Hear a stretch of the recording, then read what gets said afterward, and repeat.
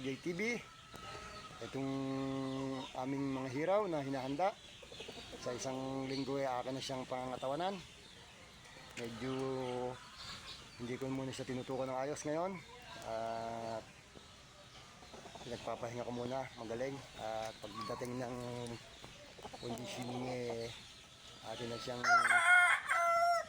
pag-exercisein. Ayan. Sa linggo magsisimula na ako mag-training para sa nalalapit niyang laban na Kuya Jay. Yan. Yan, gagalaw-galawin na natin ng maganda-ganda at trainingin na natin ng naayon sa kanilang edad ng training na ibibigay natin. Yan. Medyo pinalaki-laki lang ng konti ang katawan. Yan, para sa darating na laban maganda-ganda ang paluan. Maganda na katawan. Sa linggo at atin na siyang tututukan ng maganda-ganda.